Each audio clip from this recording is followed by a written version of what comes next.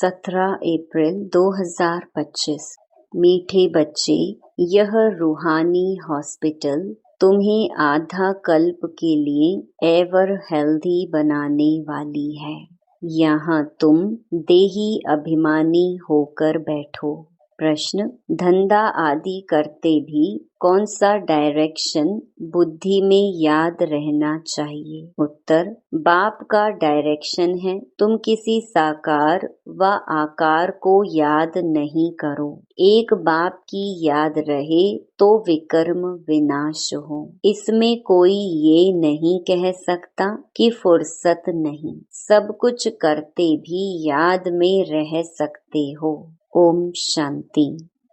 मीठे मीठे रूहानी बच्चों प्रति बाप का गुड मॉर्निंग। गुड मॉर्निंग के बाद बच्चों को कहा जाता है, बाप को याद करो। बुलाते भी हैं, हे पतित पावन, आकर पावन बनाओ। तो बाप पहले पहले ही कहते हैं, रूहानी बाप को याद करो। रूहानी बाप तो सबका एक ही है। फादर को कभी सर्वव्यापी नहीं माना जाता है। तो जितना हो सके बच्चे पहले पहले बाप को याद करो। कोई भी साकार व आकार को याद नहीं करो सिवाय एक बाप के। यह तो बिल्कुल सहज है ना। मनुष्य कहते हैं हम बिजी रहते हैं, फुर्सत नहीं, परंतु इसमें तो फुर्सत सदैव है। बाप युक्ति बतलाते हैं, यह भी जानते हो बाप को याद करने से ही हमारे पाप भस्म होंगे। मुख्य बात है यह। धंधे आदि की कोई मना नहीं है। वह सब करते हुए सिर्फ बाप को याद करो तो विकर्म विनाश हो। यह तो समझते हैं हम पतित हैं। साधु संत ऋषि मुनि आदि सब साधना करते हैं। साधना की जाती है भगवान से मिलने की। सो जब तक उनका परिचय ना हो तब तक तो मिल नहीं सकते। तुम जानते हो बाप का परिचय दुनिया में कोई को भी नहीं है। देह का परिचय तो सबको है।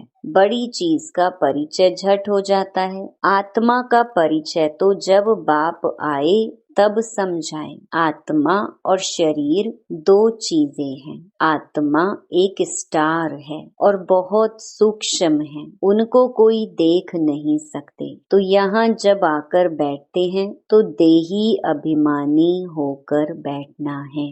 यह भी एक हॉस्पिटल है ना।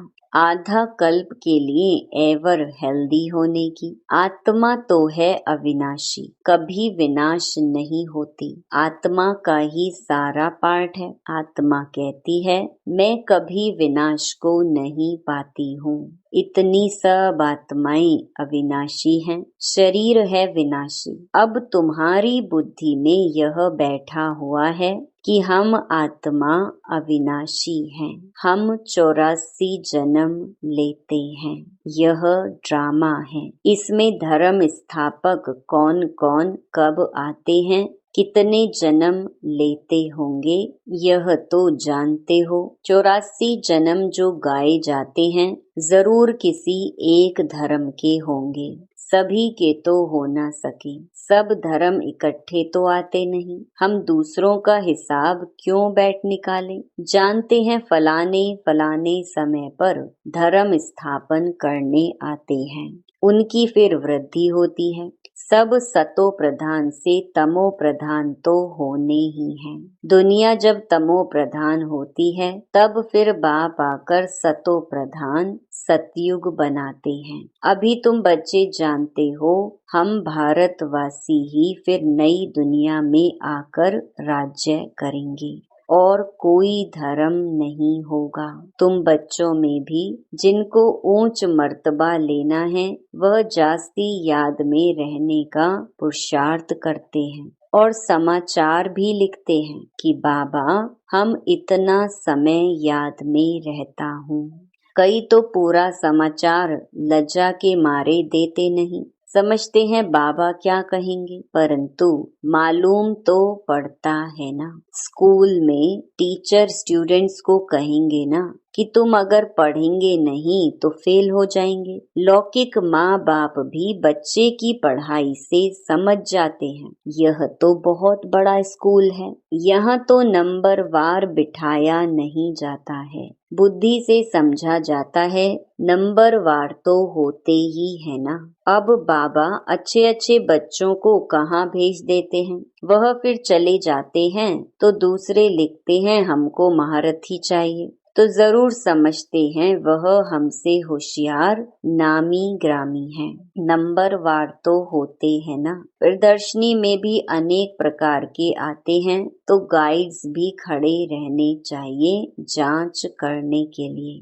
रिसीव करने वाले तो जानते हैं यह किस प्रकार का आदमी है, तो उनको फिर इशारा करना चाहिए कि इनको तुम समझाओ, तुम भी समझ सकते हो। First grade, second grade, third grade सब हैं, वहाँ तो सबकी सर्विस करनी ही है। कोई बड़ा आदमी है तो जरूर बड़े आदमी की खातिरी तो सब करते ही हैं, यह कायदा है। बाप अथवा टीचर बच्चों की क्लास में महिमा करते हैं, यह भी सबसे बड़ी खातिरी है। नाम निकालने वाले बच्चों की महिमा अथवा खातिरी की जाती है, यह फलाना धनवान है, रिलीजियस माइंडेड है, यह भी खातिरी है ना। अब तुम यह जानते हो ऊंच ते ऊंच भगवान है, कहते भी हैं बरोबर ऊंच ते ऊंच है, परंतु फिर बोलो उनकी बायोग्राफी बताओ तो कह देंगे सर्वव्यापी है, बस एकदम नीचे कर देते हैं। अब तुम समझा सकते हो सबसे ऊंच ते ऊंच है भगवान, वह है मूल वतन वासी। सूक्ष्म वतन में है देवताएं, यहाँ रहते हैं मनुष्य, तो ऊंच ते ऊंच भगवान वह निराकार ठहरा। अभी तुम जानते हो हम जो हीरे मिसल थे सो फिर कौड़ी मिसल बन पड़े हैं, फिर भगवान को अपने से भी जास्ती नीचे ले गए हैं, पहचानते ही नहीं हैं। तुम भारतवासियों को ही पहचान मिलती है, फिर पहचान कम हो जाती है। अभी तुम बाप की पहचान सबको देते जाते हो, ढेरों को बाप की पहचान मिलेगी। तुम्हारा मुख्य चित्र है ही यह त्रिमूर्ति गोला झाड़, इनमें कितनी रोशनी है, यह तो कोई भी कहेंगे यह लक्ष्मी नारायण सतयुग के मालिक थे। अच्छा, सतयुग के आगे क्या था यह भी अभी तुम जानते हो। अभी है कलयुग का अंत और है भी प्रजा का प्रजा पर राज्य। अभी राजाई तो है नहीं, कितना फर्क है। सतयुग के आदि में राजाएं थे और अभी कलयुग में भी राजाएं हैं। भल कोई वह पावन नहीं है, परंतु कोई पैसा देकर भी टाइटल ले लेते हैं।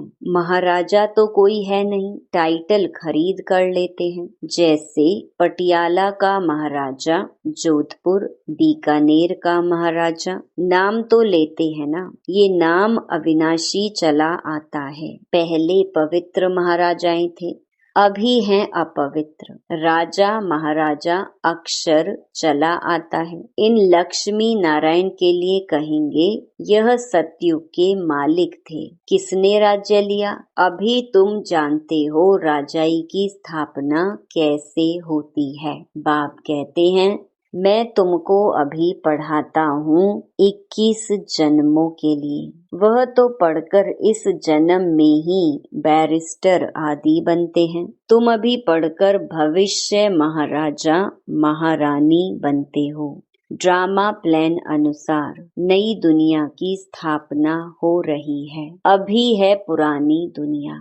भल कितने भी अच्छे अच्छे बड़े महल हैं, परंतु हीरे जवाहरातों के महल तो बनाने की कोई में ताकत नहीं है। सतयुग में यह सब हीरे जवाहरातों के महल बनाते हैं ना, बनाने में कोई देरी थोड़ी लगती है।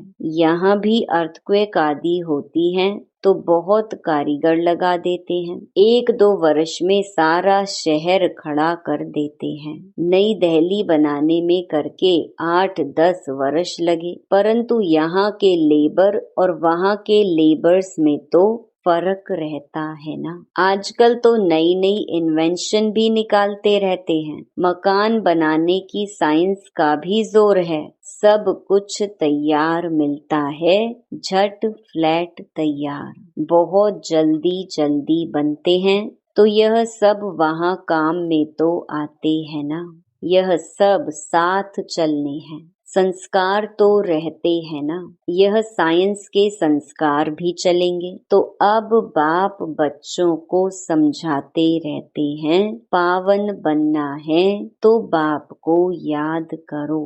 बाप भी गुड मॉर्निंग कर फिर शिक्षा देते हैं। बच्चे बाप की याद में बैठे हो, चलते फिरते बाप को याद करो, क्योंकि जन्म जन्मांतर का सिर पर बोझा है। सीढ़ी उतरते उतरते 84 जन्म लेते हैं। अभी फिर एक जन्म में चढ़ती कला होती है। जितना बाप को याद करते रहेंगे उतना खुशी भी होगी, ताकत मिलेगी। बहुत बच्चे हैं जिनको आगे नंबर में रखा जाता है, परंतु याद में बिल्कुल रहते नहीं हैं।